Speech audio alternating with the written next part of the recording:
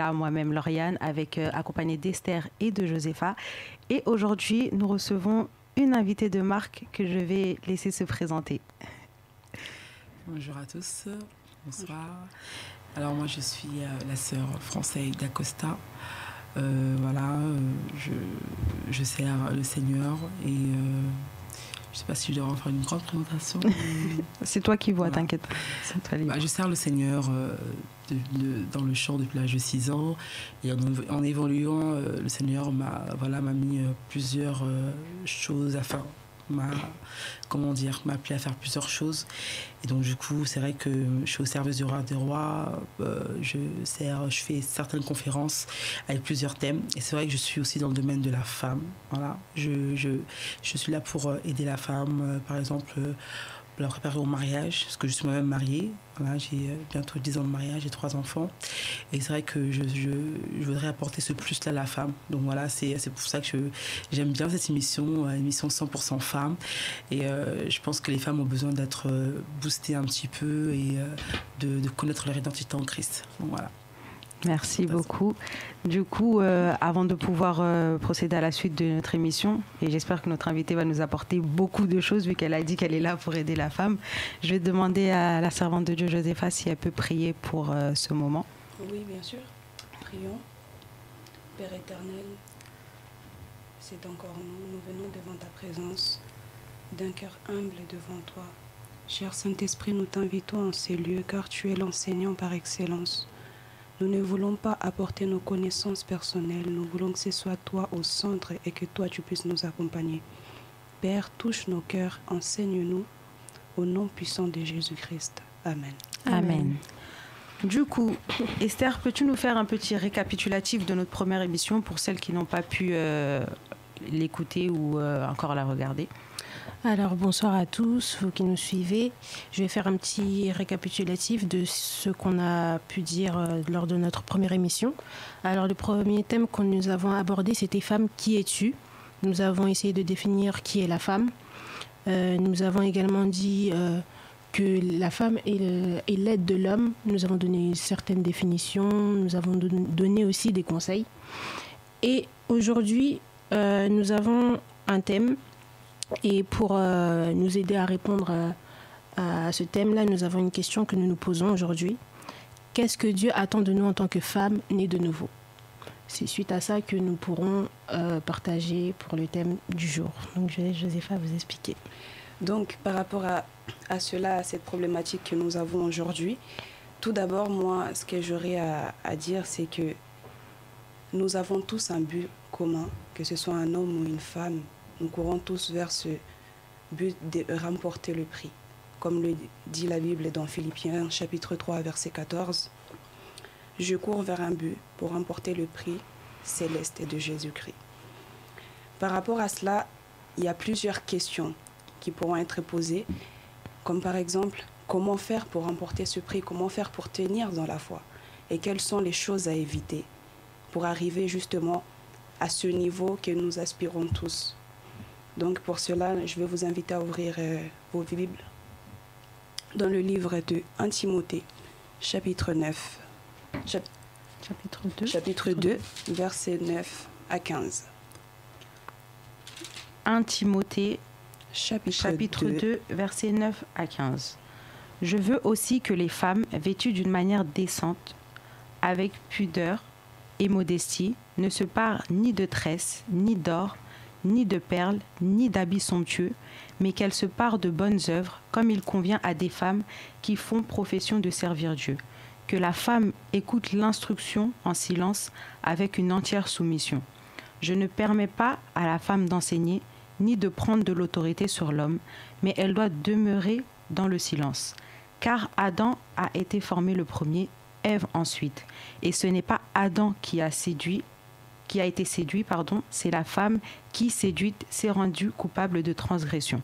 Elle sera néanmoins sauvée en devenant mère si elle persévère avec modestie dans la foi, dans la charité et dans la sainteté. Parole du Seigneur. Amen. Du coup, je vais me tourner vers notre invité. Donc, servante de Dieu, que peux-tu nous dire par rapport à ce passage?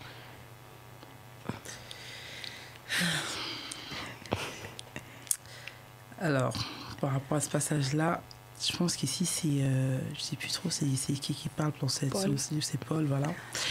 Je pense que lorsque Paul a parlé ici, c'est par rapport à une situation qui s'est passée en fait à l'église de Corinthe.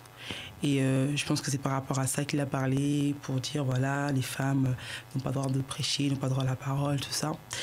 Et c'était à un moment donné une situation qui s'est passée, et c'est par rapport à ça que Paul a parlé. Donc aujourd'hui, on ne peut pas en fait généraliser cette chose-là. Pour moi, c'est ce que je me dis, c'est ça. On ne peut pas généraliser ça parce que en réalité, si on regarde bien, il y a beaucoup de femmes qui ont servi dans la Bible. Il y a beaucoup de femmes de Dieu qui ont servi. Il y a eu des prophétesses, des femmes juges qui ont servi et tout. Donc, dire que la femme, peut-être qu'elle n'a pas droit d'enseigner ou de parler, c'est un moment où, en fait, les choses n'allaient vraiment pas bien dans cette église-là. Alors, il s'est levé, il a parlé par rapport à cette situation-là. Mais cette situation-là ne peut pas, en fait, être prise en compte pour tous les cas. Voilà. D'accord. Et j'ai une question du coup. Donc notre thème c'est bien la conduite de la femme chrétienne.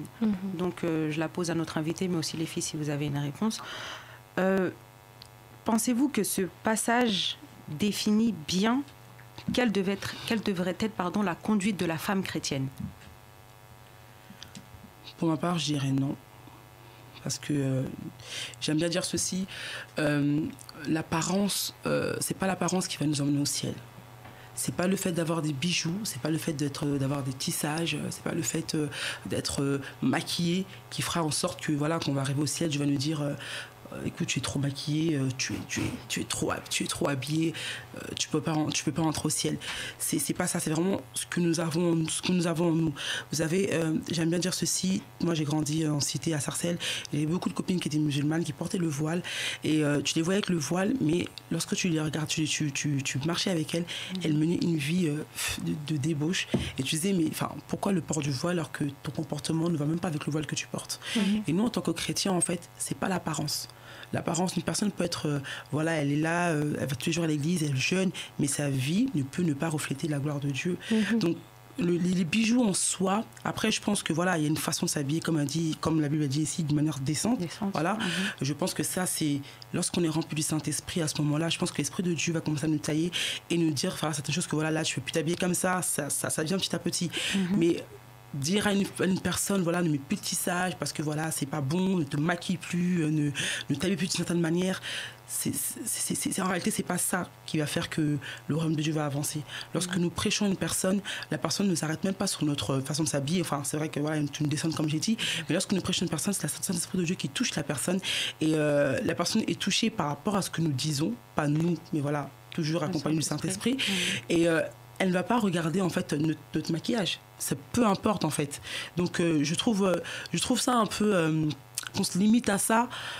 Pour moi, je trouve que c'est une perte de temps parce qu'on a des âmes à gagner et dire voilà, est-ce qu'il faut porter des tissages, en soi, c'est pas important. C'est pas du tout important. Il faut juste pas être une occasion de chute. Lorsque toi tu mets ton tissage, lorsque toi tu te maquilles, fais en sorte que voilà, que la manière dont tu te maquilles soit une manière, voilà, tu te maquilles d'une manière simple, jolie, pas non plus extravagante, peut-être pas être une perle à cheveux pour une personne, mais le maquillage en soi n'est pas un péché. Les tissages en soi ne sont pas un péché. Voilà, mettre des tenues pas forcément longues jusqu'aux genoux, jusqu'à la cheville ou peut-être dépassant les genoux, c'est pas un péché. Donc toujours de manière décente, mais pour moi en fait je trouve que faut pas en fait tout comment dire ce mot-là, faut pas tout aggraver. Voilà. Ouais, parce qu'après c'est vrai que chacun selon comment le Saint-Esprit le conduit, une histoire de conviction, va adopter une tenue plus qu'une autre, ou une coiffure plus qu'une autre, ou encore un maquillage plus qu'un autre, quoi. Les filles, après, je ne sais pas si vous avez des choses à ajouter. Par rapport à cela, dans la Bible, nous voyons que lorsqu'Abraham a envoyé son serviteur chercher une femme pour son fils, son serviteur était parti avec des bijoux.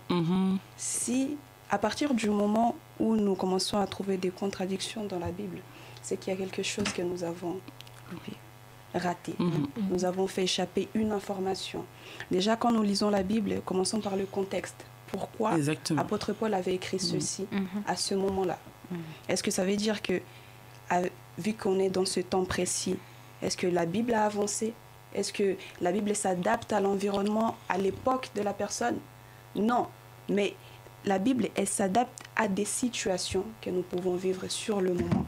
Donc, lorsque nous lisons la Bible, apprenons à non pas chercher d'abord l'erreur qui est dans la Bible, parce que nous savons que ce passage, c'est un passage qui rapporte à ce débat.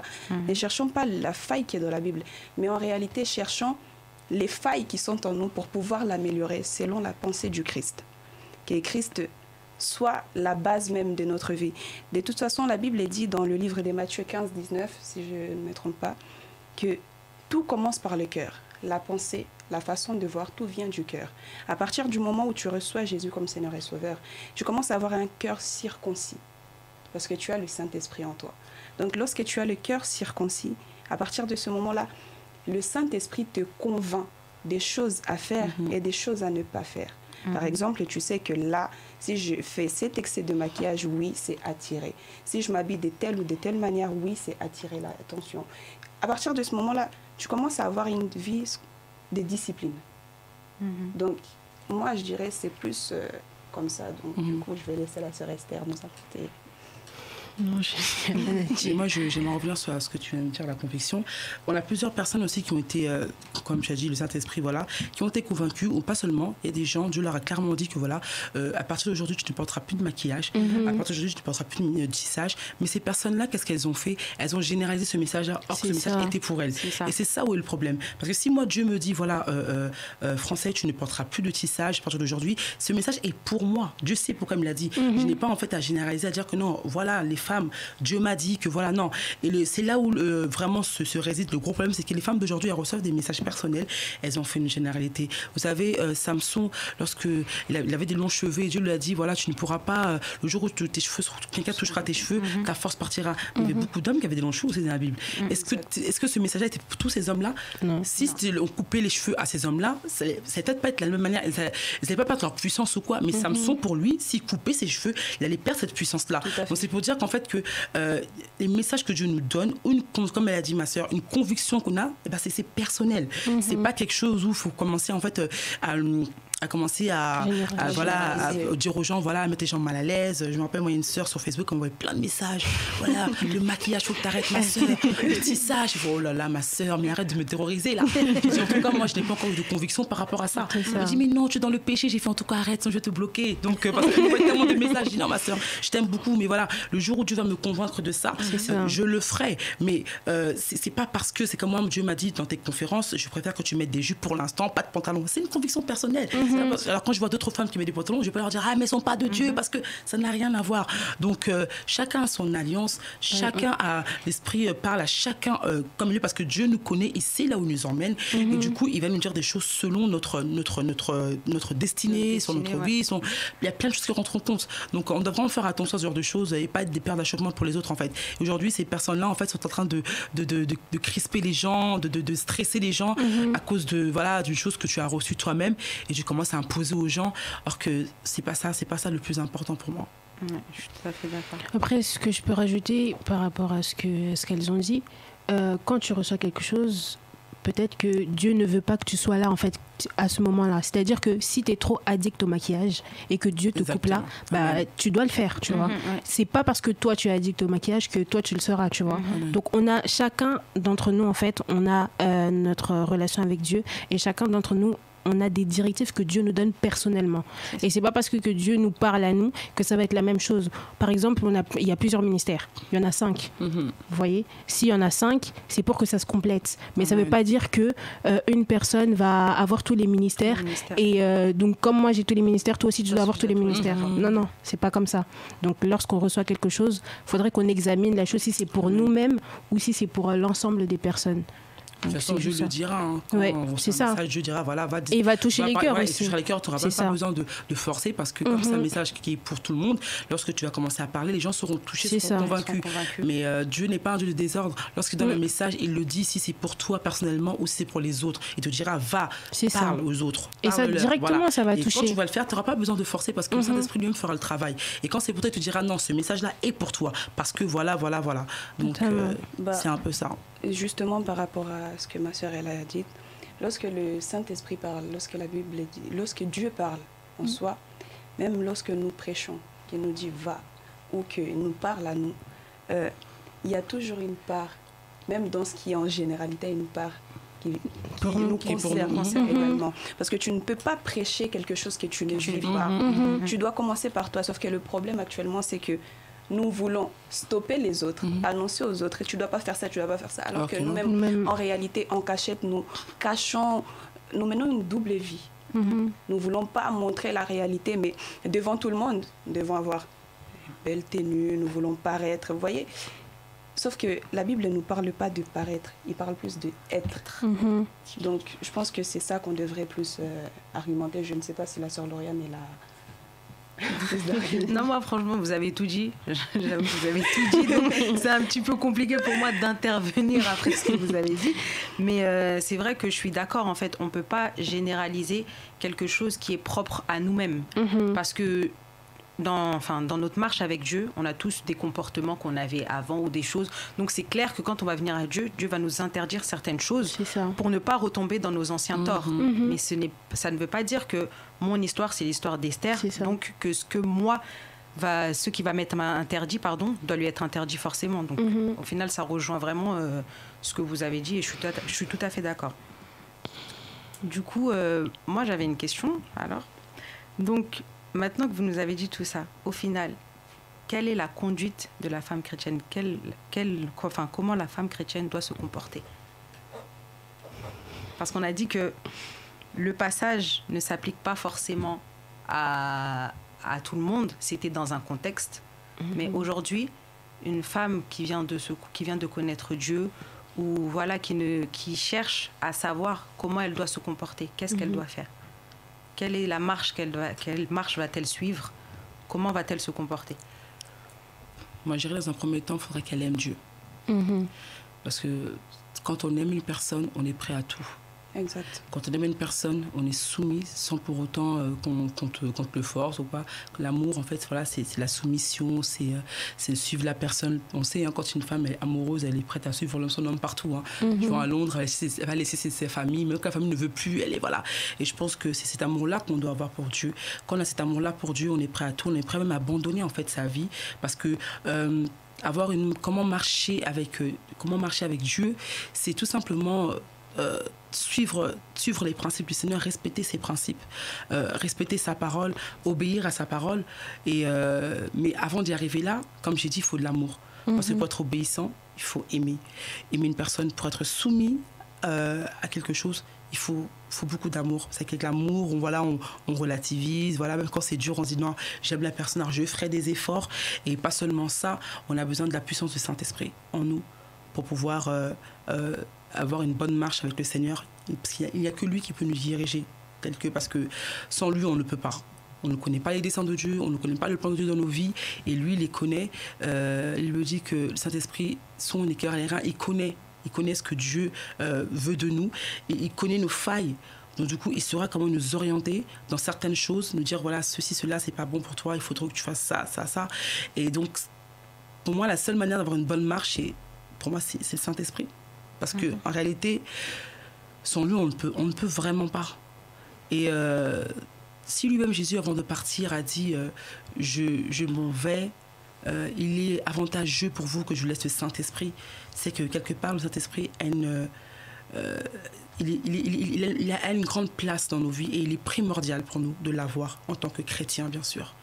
En tant que chrétien, il est primordial parce que quand on a le Saint-Esprit de Dieu, quand il habite en nous, quand il nous remplit, ensuite tous les fruits d'esprit vont commencer à voilà, se manifester en nous. Voilà.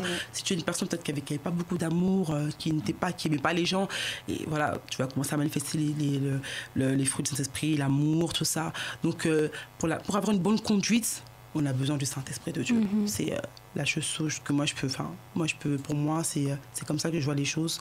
On peut être super gentil, hein.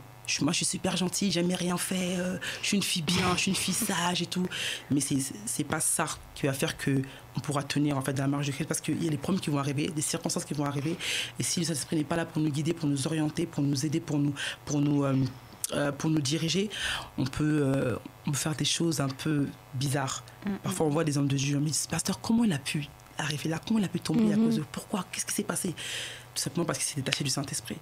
Lorsqu'on se détache du Saint-Esprit, c'est là qu'en fait notre marche, elle descend. Parce que on n'a plus cette personne-là qui est là pour nous conseiller. Il me dit que le Saint-Esprit est l'instructeur, c'est le conseiller par excellence, c'est celui qui nous enseigne. Donc on a besoin de lui pour avoir une bonne marche, tout simplement. Les filles, quelque chose à ajouter? Pour ma part, je pense que ma sœur, elle a très bien expliqué. Je pense que si nous revenons par rapport au passage, ce passage nous enseigne quelque chose, nous enseigne d'abord que la femme, non pas elle doit juste être soumise à son mari, mais doit d'abord être soumise à Dieu. Amen. Une personne qui est soumise à Dieu est soumise à d'autres choses selon l'ordre de Dieu et voit à la manière de Dieu et perçoit les choses à la manière de Dieu. Pour écouter, il faut être soumis à quelque chose. Et il faut que la chose t'intéresse. Il faut que la personne en face t'intéresse pour écouter. Si la personne en face ne t'intéresse pas, tu ne peux pas. C'est pour ça que lorsque tu acceptes Jésus comme Seigneur et Sauveur, tu es né de nouveau. Mais il faut rester dedans. Il ne faut pas sortir. Parce que lorsque tu dis j'accepte Jésus comme Seigneur et Sauveur, c'est comme un contrat que tu signes. Personne n'est obligé. Tu as décidé. D'ailleurs, Dieu nous a dit, nous donne le choix. Mais il nous conseille de choisir la vie. À partir de ce moment-là, tu as choisi la vie. Lorsque tu choisis la vie, ça veut dire que tu dois accepter ce qui va avec. Si tu vois que la femme elle commence à sortir du contexte, c'est que quelque part, tu n'as pas tout accepté. Il y a des choses que tu acceptes, mais pas tout. Sauf que le Saint-Esprit, tu ne peux pas le limiter. Tu ne peux pas dire ça, je prends l'autre, je ne prends pas ça, je prends l'autre, je ne prends pas. Non, parce que Dieu t'accepte tel que tu es. Mais au fur et à mesure, plus tu vas connaître Dieu, plus tu vas vouloir être comme Dieu. Vous voyez? Plus Dieu va essayer d'arranger ce qui n'allait pas dans toi à partir de ce moment-là. Mais ce passage parle plus de la vanité, je pense. Quand il dit ne portez pas des vêtements trop voyants, des boucles d'oreilles trop voyants. Je pense que ça parle de l'orgueil. Vous savez, une femme, lorsqu'une femme sait faire quelque chose, ouais, elle sait faire quelque chose. Tout le monde doit savoir qu'elle sait faire quelque chose. Je pense qu'à l'émission dernière, on avait un peu parlé. On a discuté par rapport à ça. Une femme ne sait pas parfois se limiter. Surtout, nous verrons, par exemple, dans la société aujourd'hui, vous verrez les femmes qui ont fait beaucoup d'études. Les avocates, par exemple, elles ont du mal à être soumises aux hommes. Elles ont du mal avec les règles. Une femme, à partir du moment où elle sait ce qu'elle est, il y a des moments, t'es qui pour tenir debout et parler en face d'elle? Vous savez, je pense qu'apôtre Paul, lorsqu'il a écrit ça, il y avait certainement des problèmes avec les femmes à l'époque. Et aujourd'hui, nous verrons également que la majorité des problèmes causés dans les églises, locaux bien sûr, les femmes sont à la source de beaucoup de choses, de beaucoup de problèmes. Vous savez, une femme, c'est pour ça que la Bible dit la femme sage bâtit sa maison. Et une femme, lorsqu'elle perd ce côté, parce que la sagesse, c'est le Saint-Esprit qui le donne, parce qu'elle sort du cadre, elle perd. Quand elle veut détruire quelque chose, elle va jusqu'au bout. Il n'y a pas de limite. Donc voilà. Esther, elle dit tout, hein, tu vois, au final. Je sais pas. Moi, je voudrais juste donner l'exemple d'Abigail. Yes. Abigail, c'était une femme très sage. C'est vrai qu'elle n'avait pas un mari correct. Elle avait un mari assez têtu et assez fou, comme son prénom le dit. Mais parce qu'elle avait la sagesse, elle a su sauver son mari. Exact. Et Dieu s'est souvenu d'elle après. Donc, si on peut donner l'exemple dans la Bible, il y a Abigail qui peut être un exemple en fait pour les femmes. Ça veut dire que peu importe la personne avec qui tu te trouves, peu importe dans quelle situation tu te trouves, reste en fait au pied du maître. Parce que c'est lui qui va t'aider à atteindre en fait ce que tu dois atteindre.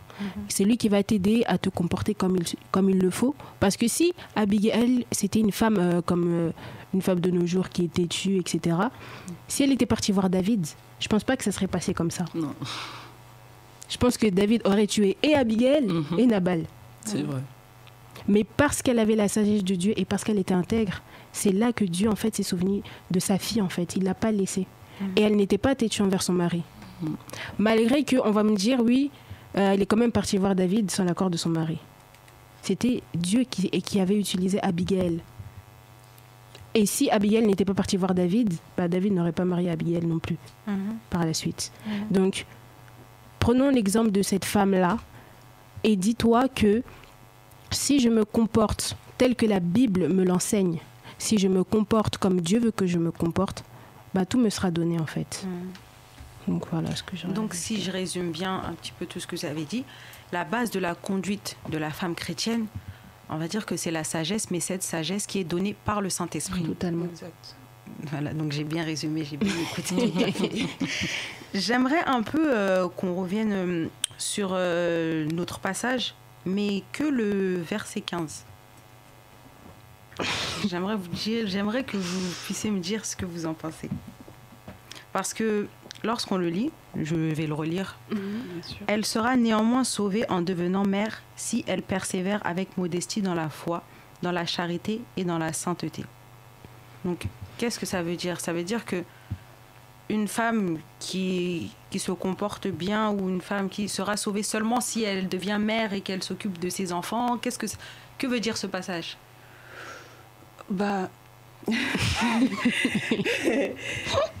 Terrain glissant. Ok, je reprends. Moi, je vais répondre selon ce que le Saint-Esprit m'inspire. Je cherche à trouver les mots corrects. Elle sera sauvée néanmoins en devenant mère. Si elle persévère avec modestie dans la foi. La première chose que j'aurais à dire, c'est que nul ne peut être agréable à Dieu sans la foi. C'est la première chose que j'aurais à dire. Tu ne peux pas dire que Dieu existe si tu n'y crois pas.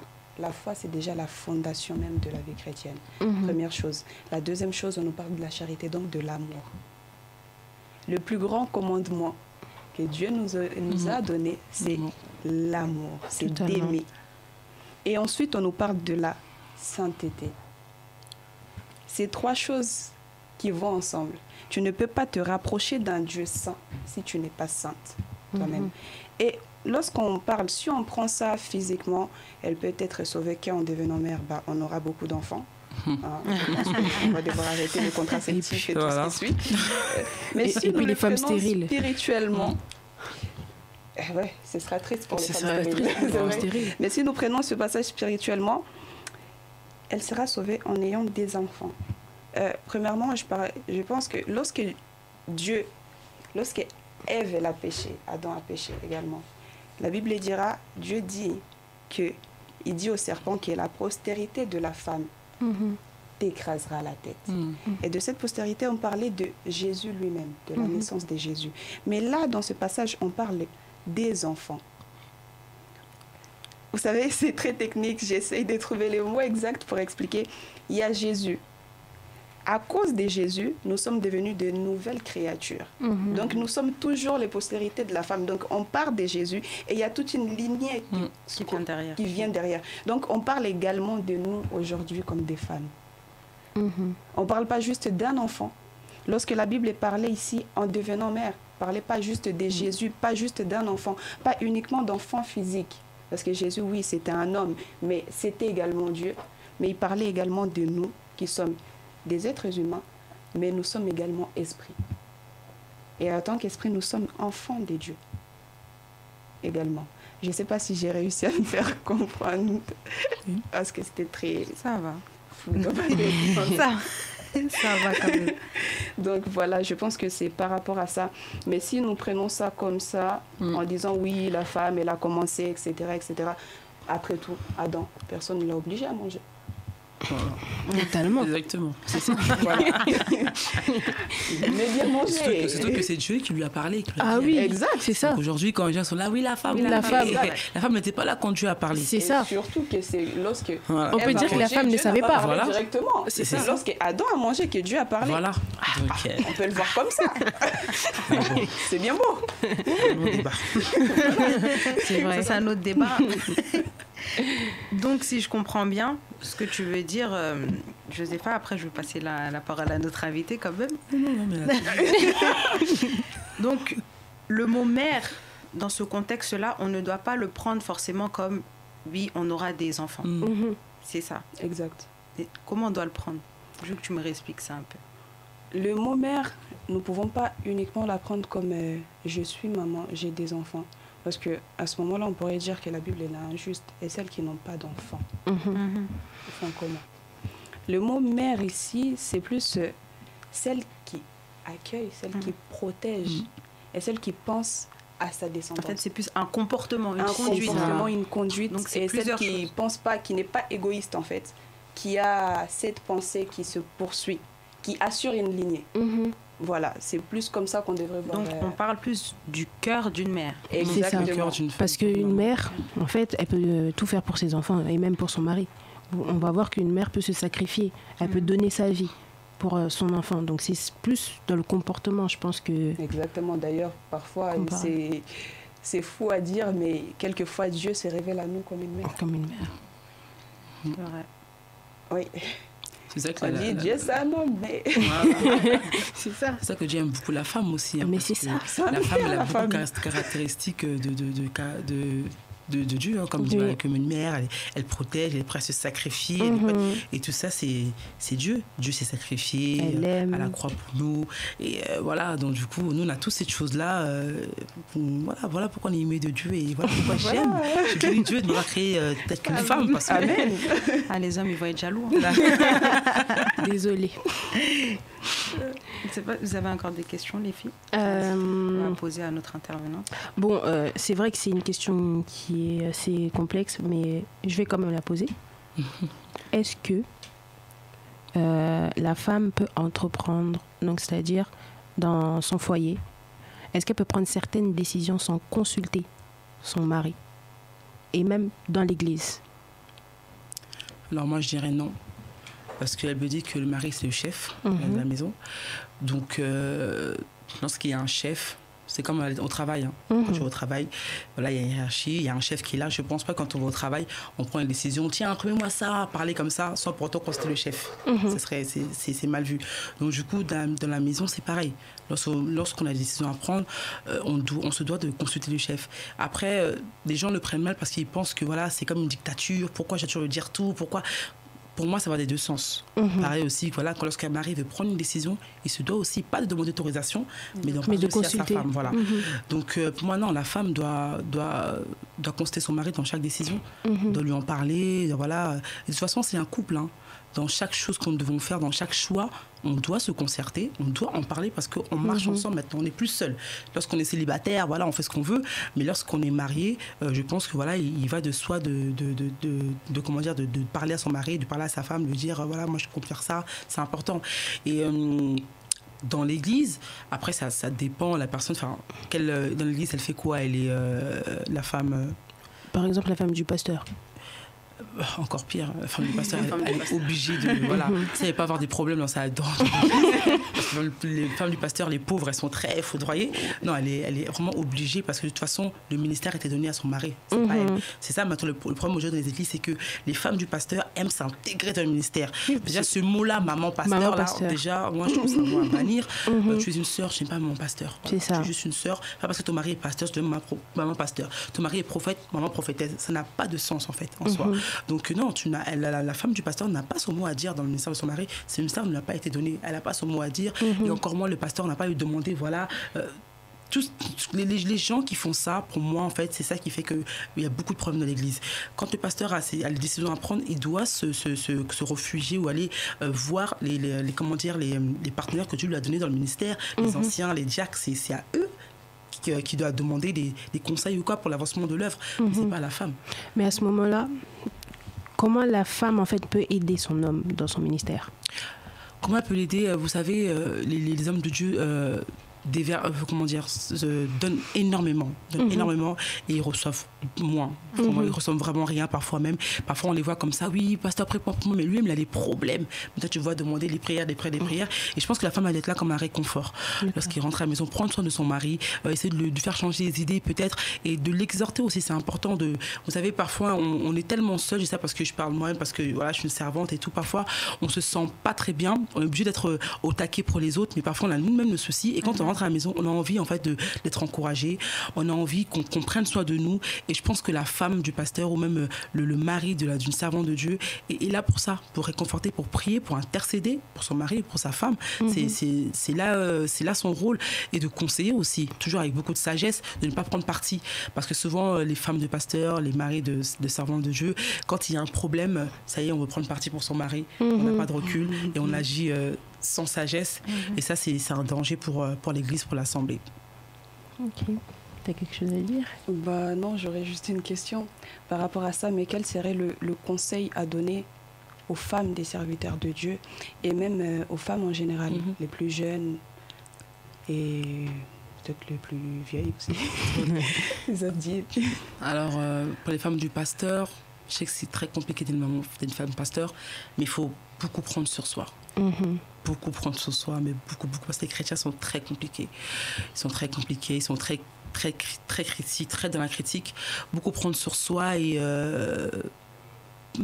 être rempli du Saint-Esprit, je pourrais dire x3, parce que vous savez, il y a des chrétiens qui sont tellement méchants.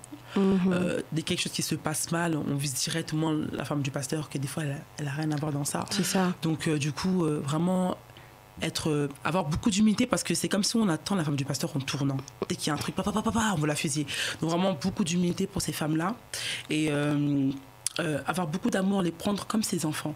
Vous savez, les chrétiens, il faut les prendre comme des enfants. Quand on ne les prend pas comme des enfants, on risque de réagir au quart de tour. Quand on prend une personne comme son enfant, on aura du mal à faire certaines choses, genre à le bannir de l'église, parce que tu le prends comme ton enfant. Et un enfant, quand il fait des bêtises, tu vas le gronder, mais tu vas pas lui dire t'es plus mon enfant. Ou tu sors de chez moi. Non, c'est ton enfant. Donc tu vas le gronder, mais après tu vois, j'ai fait ça parce que voilà, il y a toujours cet amour-là qui est là. Donc il faut que les mamans pasteurs puissent prendre en fait l'église, toutes ces personnes-là comme leurs enfants, qu'ils soient âgés ou pas, et avoir beaucoup de patience, et surtout comprendre le ministère du mari, parce que beaucoup de femmes aussi ne comprennent pas le ministère de leur mari. C'est ça. Et elles ne savent pas, elles ne comprennent pas. Lorsqu'on ne comprend pas le ministère du mari, on ne peut pas le porter. Faut aussi, même si c'est pas le sien, comme je disais tout à l'heure, faut pas rentrer dans les problèmes, mais il faut porter ce ministère-là. Il faut porter cette charge pour pas qu'il se sente seul, mais il faut être là pour lui. Par exemple, voilà, on l'appelle à 23h, voilà, je dois partir prier. Au lieu de s'énerver, en fait, de dire bon, ok, tu y vas, bon, je prends soin de toi, va, moi je prie, je m'occupe de tout. Voilà. En fait, être là, que l'homme de Dieu se sente apaisé, voilà, j'ai ma femme qui gère. Voilà, être là, gérer pour son mari, gérer pour sa femme. Et je pense que ça, déjà, ça fait du bien. Tout à fait. Moi, j'ai une question pour vous toutes, mais ça va être aussi un conseil que je vais demander, mais dans une mise en situation. D'accord. Je pense que ici, vous êtes toutes appelées à devenir des servantes de Dieu, et pour d'autres évoluer dans un ministère. Quel conseil, en tant que femme servante de Dieu, c'est-à-dire que vous serez peut-être ou non leader dans votre assemblée, ou je ne sais pas, mais quel conseil pouvez-vous donner, et le conseil que vous appliquerez vous-même en tant que dirigeante dans une assemblée? Quel conseil dans votre conduite? Donc une chose que vous ferez et que vous conseillez aussi aux autres de faire. Je ne sais pas si je me suis fait comprendre. Oui. Bah, je pense en fait elle a déjà tout dit en fait. Mais là elle a plus dit en tant que femme oui. servante. Mais toi en tant que servante, en tant que tout simplement comme on l'a dit au début, en fait, si tu aimes Dieu, tu vas suivre ses prescriptions. Tu n'auras pas besoin en fait qu'on te dicte ce que tu dois faire. C'est normal en fait d'être en fait d'aimer les gens. Parce que Dieu nous aime, en fait. Tu n'as pas besoin qu'on te fasse une liste pour te dire comment tu dois te comporter, comment tu dois faire avec les gens, en fait. Si tu aimes Dieu, tu vas suivre ce qu'il te dit de faire, et c'est ça qui va t'aider à bien te comporter, tout simplement. Moi, je pense que c'est ça. Je pense que c'était... Sur le coup, là, vraiment, ils ont vraiment tout dit. Et c'est ça, en fait, c'était appelé à être servante. La première chose, c'est avoir de l'amour. Et être vraiment, mais fermement enraciné dans la foi. Parce qu'un jour, tu peux partir en quart de jour et cogner quelqu'un. Vraiment, parce que parfois... Voilà, il faut vraiment être enraciné, il faut fortement aimer les autres. Et surtout, il faut chercher à être cet intercesseur ou cette intercesseuse ou l'aide que tu n'as pas forcément eu avant. Cherche à être ça pour les autres. Ce que toi, tu aurais voulu qu'on soit pour toi, cherche à être ça pour les autres. Ouais. Après, moi, je pourrais ajouter, pour ce qu'elle a dit tout à l'heure, les femmes de serviteurs de Dieu, elles sont vraiment oppressées. Et comme conseil que je pourrais donner, c'est que les personnes qui sont autour du pasteur ou les personnes qui sont dans l'église, de ne pas oppresser la femme du pasteur. Parce que c'est ça aussi. Parce que parfois, c'est les femmes de pasteur qui prennent la place, mais parfois, c'est aussi les gens de l'église qui leur ramènent, qui leur donnent cette place-là, cette charge-là. Parce qu'ils voient, par exemple, une maman pasteur ne pas prêcher, on lui dit... t'as pas le Saint-Esprit. C'est des choses comme ça en fait. Alors qu'elle n'est pas appelée à ça. Peut-être qu'elle est appelée à diriger les codymes. Mais c'est pas parce qu'elle ne prêche pas ou c'est pas parce qu'elle ne fait pas tomber les gens qu'elle ne prie pas. En fait, donc ça va des deux sens. La femme du pasteur doit rester à sa place, mais les personnes à l'église aussi doivent rester à leur place. Il faut savoir intercéder pour les autres. Il faut savoir intercéder pour le couple pastoral, pas que pour le pasteur, parce que en soi, si ça atteint le pasteur, ça atteint sa famille physique et sa famille spirituelle. Et ça descend. Ça commence en haut, ça commence toujours à la tête. Donc ça descend, il faut aussi penser aux enfants du pasteur physique et il faut penser à la douleur qu'ils peuvent ressentir, parce que les serviteurs de Dieu, ils ne sont pas forcément là. Parfois, ils sont amenés à être... C'est compliqué à gérer la vie de famille. Donc, il faut aussi se mettre à leur place, dire que moi, à leur place, j'aurais fait quoi. Il faut être patient et savoir aider. Parfois, tu n'as même pas besoin qu'on te dise, vas-y, fais ci, fais ça. Tu sais que là, il y a besoin d'aide, j'y vais. Et je l'ai fait. Donc, c'est aussi ça l'amour. C'est ce que nous, les femmes, devrions faire au lieu de... C'est surtout les femmes. C'est surtout les femmes, en fait, qui font ça. T'as pas vu, aujourd'hui, le pasteur, il n'avait pas trop la cravate serrée. C'est pas bien repassé. C'est pas bien repassé. Au lieu de faire ça, aidons nous les uns les autres et dire, maman, vous avez besoin de quoi? Ou bien tu pries, tu dis, Seigneur, je prie pour la femme de mon pasteur.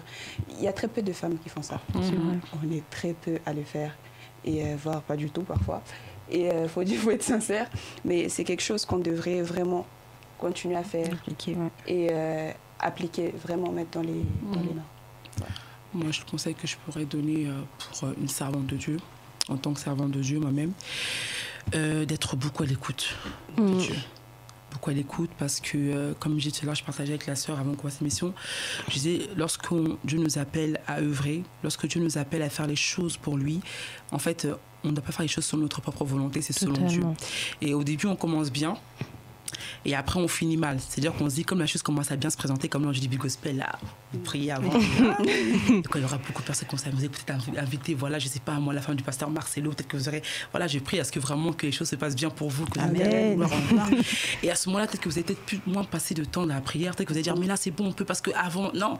Et on oublie en fait de rattacher Dieu à ce qu'on fait. Donc pour moi, en fait, lorsque Dieu nous donne une mission, lorsqu'on est appelé à servir Dieu, moi, ce que je fais toujours, c'est que j'associe Dieu dans tout ce que je fais, mais dans les moindres choses. C'est-à-dire que même si on donne une invitation, je dois prier, demander la volonté de Dieu. Je ne fais pas les choses selon ma volonté, parce que c'est Dieu qui m'a appelé. Si je fais ce que je fais, c'est parce que Dieu m'a établi. Donc si Dieu m'a établi dans quelque chose, je ne me vois mal faire la chose sans la personne qui m'a établi, la personne qui m'a mandaté. C'est pas possible. Donc vraiment, associer Dieu dans ce qu'on fait, c'est le conseil que moi je peux donner. Et être une personne de prière aussi, ça va ensemble. Il faut beaucoup prier, parce que le diable n'aime pas les personnes qui servent Dieu. Déjà, pour commencer, dès qu'on sert Dieu, on est plus attaqué. Et il faut beaucoup prier pour rester toujours dans la lignée, rester dans le chemin avec Christ. Donc, le conseil que je pourrais donner à ces personnes qui sont appelées à servir Dieu. Voilà, moi, je suis tout à fait d'accord avec vous. Mais si je peux ajouter quelque chose, malgré que c'est compliqué après tout ce que vous avez dit, je pense que en tant que servant de Dieu ou une servante de Dieu doit aussi apprendre à avoir beaucoup de recul sur les situations. Énormément. Beaucoup de recul parce que, tu sais, il peut avoir Dieu, il peut avoir le Saint-Esprit, mais des fois, il y a des situations qui se présentent devant toi. Tu t'es dépassé, tu as envie d'agir avec impulsivité, des fois même tu as envie de tout casser, mais il faut avoir cette maîtrise-là de pouvoir prendre du recul et de réfléchir en fait avant de pouvoir agir. Parce que des fois, il y a le Saint-Esprit, mais quand une situation, elle vient, c'est la première réaction qui va compter. Tu vois. Donc tu peux agir avec impulsivité alors que normalement, c'était pas comme ça que tu devais agir. Et tu verras que le Saint-Esprit va t'interpeller, mais après.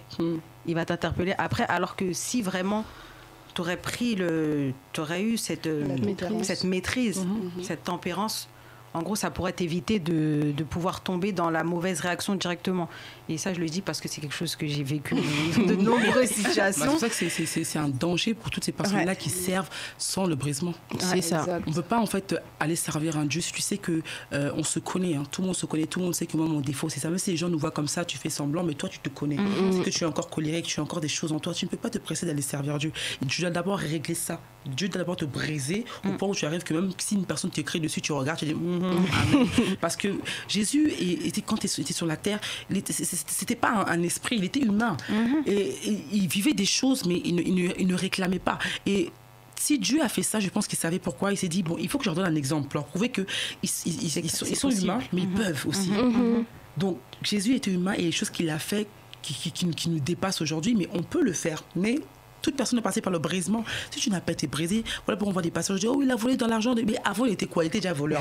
Il n'a pas reçu la délivrance, il n'a pas été brisé. Et il va continuer à voler, en fait. Parce que le diable va t'attendre. Le diable, il est comme ça, il est tellement malin. Il te voit aller dans ton ministère du monde, je ne vais pas la toucher maintenant, je vais la laisser aller monter. Après, moi, je frappe et elle descend comme ça. Donc, c'est important de faire un travail sur soi tout d'abord, de briser tous les comportements qui ne glorifient pas Dieu, toutes ces habitudes qu'on a, des petites choses, comme la sœur était là, les commérages et tout. Mais tu crois, oh non, ça, c'est rien. Mais plus tard, ça peut porter plus parce que toi, un chrétien va te voir, te parler, et toi, tu vas commérer son problème. Ouais, il a dit ça, mais c'est du commérage. En tant qu'homme de Dieu, tu ne peux pas faire ça. Donc, servant, tu dois garder le secret. Donc, ces choses après, une fois que toutes ces choses sont brisées, c'est vrai, comme tu as dit, bon, on peut agir, mais moi, je pense que quand on est vraiment brisé et quand le Saint-Esprit vient nous remplir, on ne peut pas agir au quart de tour. C'est pas possible parce que le Saint-Esprit, quand il prend toute la place, la chair n'a plus de place, en fait. Lorsque tu arrives à réagir au quart de tour, c'est que quelque part, le Saint-Esprit a 15% et la chair a l'autre pourcentage. Mais quand cet esprit a la totalité, c'est impossible que tu réagisses comme ça avec la chair. Parce que la chair, elle est complètement morte. Donc, tu n'auras pas de réaction parce que directement, lorsque tu es face à un problème, la première personne qui va te poser, la personne qui va parler, ce sera l'Esprit de Dieu. Ça sera même pas... Donc, ta chair, elle est dominée par le Saint-Esprit. C'est impossible qu'elle puisse réclamer quoi que ce soit parce que le Saint-Esprit l'écrase. Donc, elle ne peut pas réclamer quoi que ce soit. Donc, ça, quand j'aime dire aux gens, ceux qui demeurent, oui, mais j'y arrive pas à le péché. Oui, tu n'arrives pas parce que en réalité, tu n'as pas laissé le Saint-Esprit demeurer en toi. Parce que quand tu es le Saint-Esprit en toi, tu ne peux pas aller jusqu'à en fait amener une personne dans l'hôtel parce que le Saint-Esprit va te parler. Comment tu as pu aller jusqu'à l'hôtel, tu t'es allongé, et puis Dieu n'a pas parlé pendant tout ce temps-là? Il y a un problème en fait. Donc qu'on arrête un peu de se moquer de Dieu. Le problème c'est nous. On ne veut pas faire d'efforts, on ne veut pas se laisser guider par Saint-Esprit. Voilà pourquoi on arrive à des occasions de chute pour les gens. Donc il faut accepter que voilà, j'ai ce défaut-là, j'ai ça, je dois rectifier ça avant de servir. Pas non, je sers d'abord, oh Dieu va faire. Non, c'est pas comme ça en fait.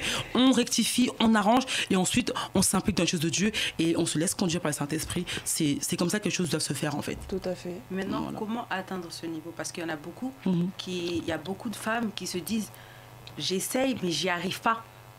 Il y en a beaucoup qui tentent, qui veulent, parce que après, Dieu merci, pour nous, ça a changé. On sait qu'on vient de loin et tout, on a réussi à changer, Dieu merci. Mais il y en a qui essayent. Et il faut savoir que nous aussi, avant d'atteindre ce niveau, on a souffert, on n'arrivait pas. Il y a eu des moments où on n'arrivait pas. Quel conseil avez-vous à donner, mesdames? Moi, je pense que on va prendre deux situations. Tu n'es pas, on va dire, connu, entre guillemets, et tu cherches à changer.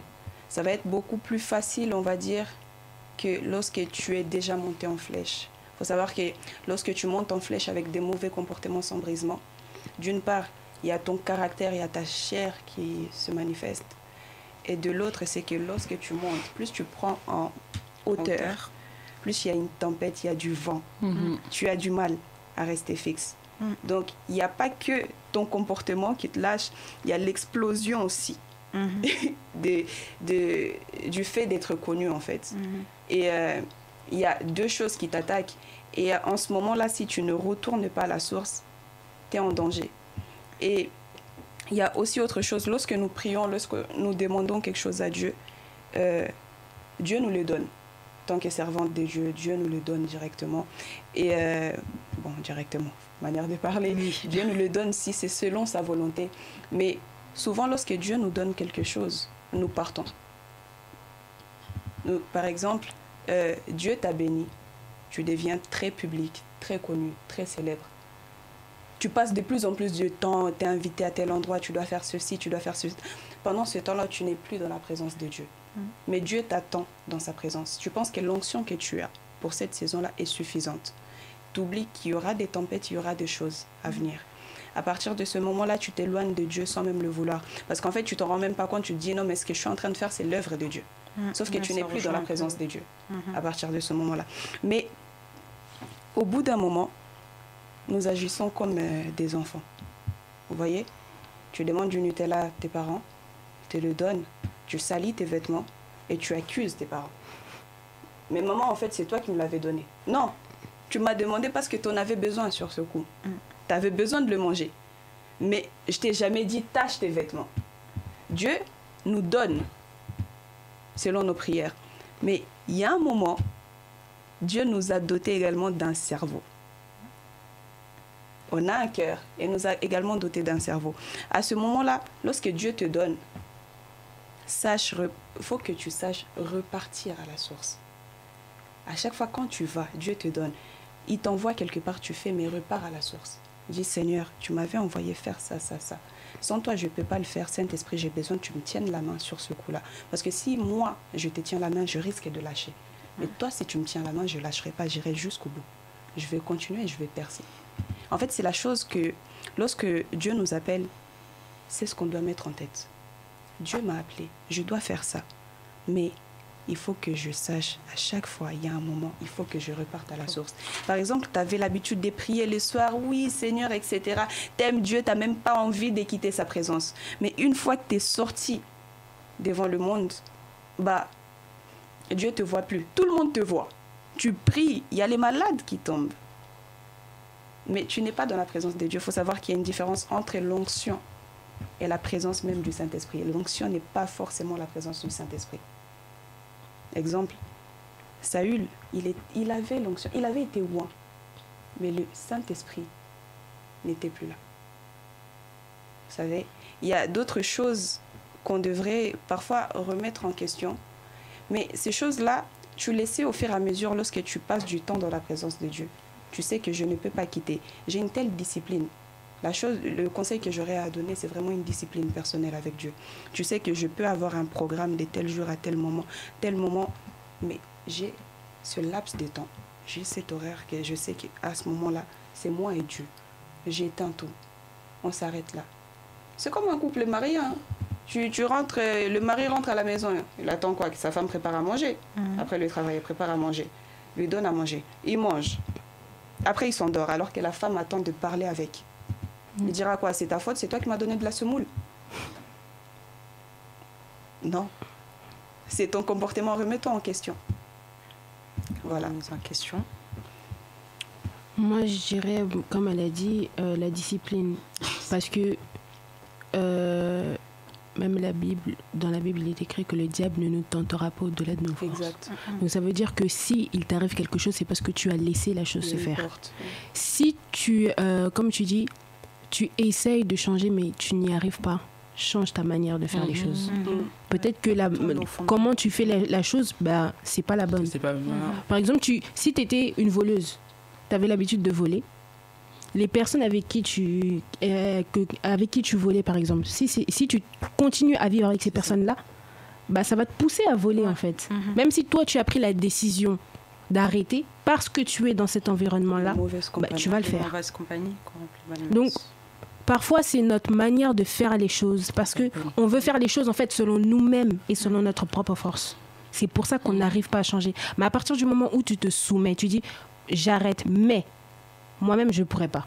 Donc, je te laisse m'aider à ne plus faire cette chose-là. c'est à ce moment-là, lorsque tu laisses la place au Saint-Esprit, c'est là qu'il prend les devants.